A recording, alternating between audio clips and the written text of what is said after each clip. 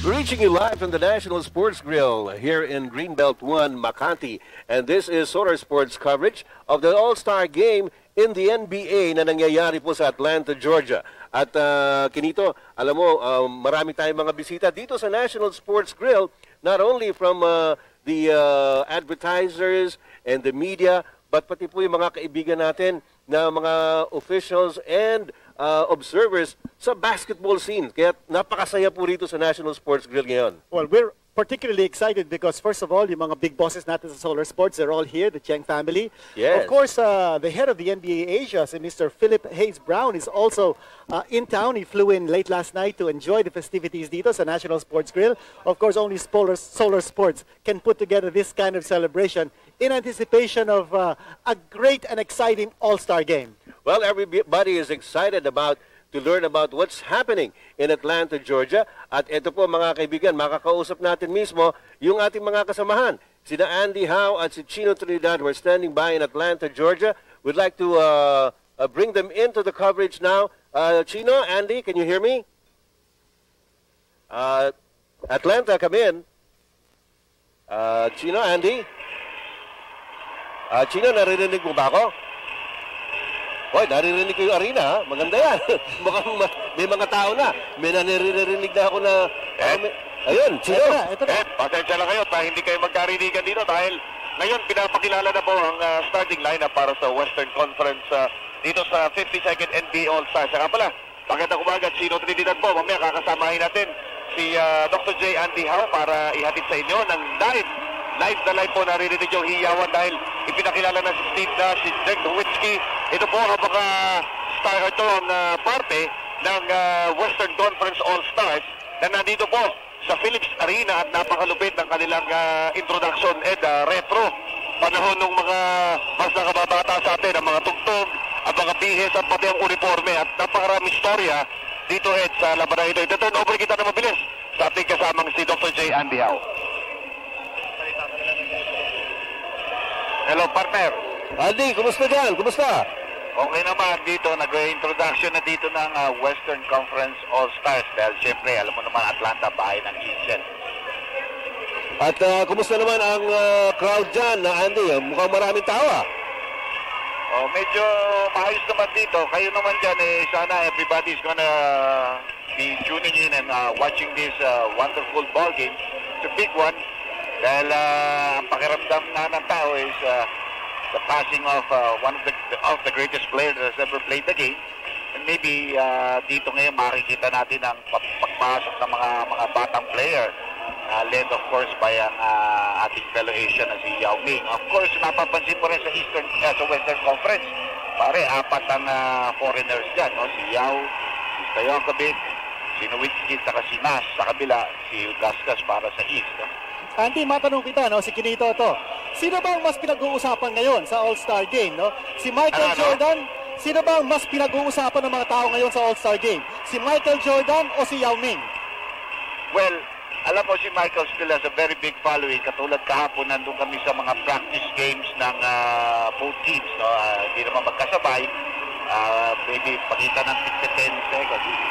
Si Michael is really very, very big still with the American crowd. But you can see now ang introduction dito para kay Yao Ming. May standing ovation dito. Nagugulat pa siya. I wonder if this guy can take what's happening to him. I'm almost sure na ma-overwhelm siya. Dahil grabe ang palakpakan para sa kanya dito ng crowd dito sa Philips Arena, partner. Andy, kung titingnan natin ang roster ng Western Conference, napakalaki nila, no? Starting 5, Duncan, si Kevin Garnett, si Yao Ming off the bench, Shaq O'Neal at saka si Dirk Nowitzki. Those players are all 7-footers. May laban ba ang East dito?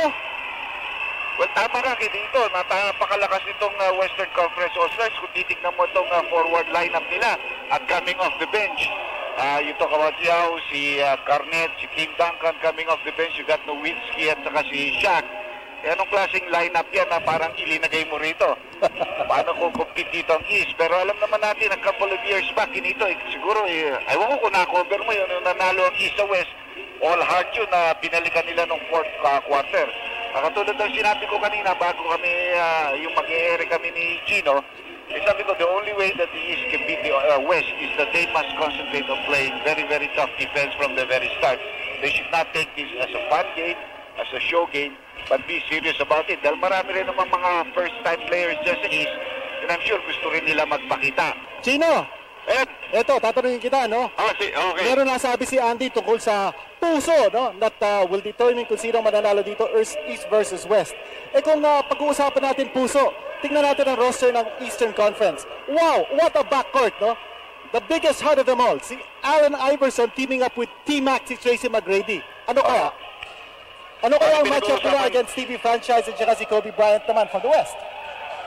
Ginito, pasensya ka na, no? Dahil napaka-faint nung naririnig ko sa inyo, pero malinaw tayo nagkakarinigan dito dahil ito pumapasok si Jason Kidd. No? Anyway, pinag-uusapan yung puso kung di ako nagkakamali. Pag puso pag-uusapan, meron kang T-Mac, no? Meron kang Allen Iverson. Tsaka kahapon, ewan ko na, sabi sa'yo ni Dr. J, nakita ko yung Eastern Conference All-Stars, ang practice nila kahapon. If any indication na sila yung magtatrabaho, seryoso sila nag-iinsayo. Hindi katulad ng Western Conference para showbiz ang kanilang ensayo. Ito, pinapakilala si Michael Jordan, Pinito. Eksakto, itong paririnig ko sa inyo hiyawan, ha? A standing ovation indeed, no, para kay Michael Jordan. Ito na po ang last All-Star game ni Michael Jordan, his earnest. Well, alam naman natin na si Michael Jordan. Maputol muna tayo ng sandali. Pinakilala yung Michael Jordan na Kinito and Ed at sa mga suki natin nandiyan sa National Sports Grill. Pero bago ang lahat, gusto rin namin pasalamatan ang ating mga kaibigan. Ito po ating communication is made possible by Globe Telecoms, of course, ang Globe Handyphone. At ang mga kaibigan natin, gusto natin pasalamatan from Globe. Sila Mr. Ferrer de la Cruz, si Mr. Alexis Vagos, at saka si Miss Chinky Alcedo. Sa inyo po mga kaibigan natin sa Globe Handyphone, salamat sa inyo pagbibigay ng pagkakataon. Live as it happens po, naririnig nyo ang mga kaganapan po dito sa NBA All-Stars. Kinito, yun lang kanina, balikan ko siguro sa final note dito sa ating pag-uusap sa ating first portion. Puso-puso pag-uusapan. Mas may nakita kong paga sa mata na mga players ng Eastern Conference All-Stars kahapon sa kanilang ensayo. Talagang seryoso sila. Gaya na sinasabi ko kanina, compared to sa Western All-Stars, merong konting pagka-showbiz. Nag-i-enjoy lang sila, nagtatawanan.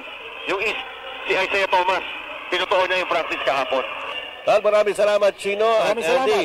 At narinig po ninyo mga kaibigan, direct and live from the Phillips Arena doon po sa Atlanta, Georgia, na kung saan nagaganap itong All-Star Game. At hindi ko na nahabol yung question tungkol kay Summer Sanders. At pinagpiling ko yung kay Chino Trinidad. Di ba, pwede po itanong sa kanya mamaya yan. Halikan niya si Summer Sanders in our behalf.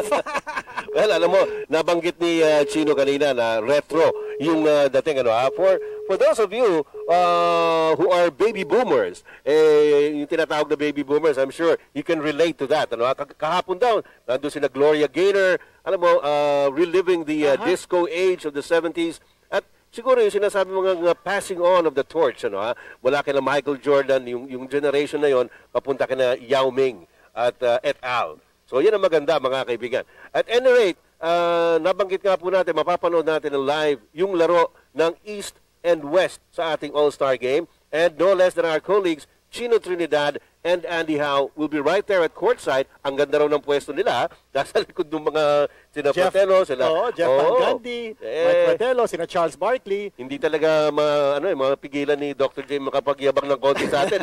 Sabi niya, baliwala naman. Alam mo, part ng yan ang reputation ng Pilipinas at saka ng Solar Sports sa NBA. No? That's true. Balitang-balita, well, the NBA Commissioner David Stern himself told me personally that out of all the contracts that they have signed up all over the world, ang pinakamaganda, pinaka-extensive at pinaka-exciting ay yung na-sign up ng Solar Sports with the NBA for the Philippines. Siyempre, dito naman talaga ang pinakamalakas din na following ng NBA palagay ko per capita sa buong mundo outside of the United States. Okay, mga kaibigan, pupuntahan po natin ang Atlanta, Georgia para sa pag-uumpisa ng laro ng East and West sa All-Star Game with Chino Trinidad and Andy Howe right after some very important words.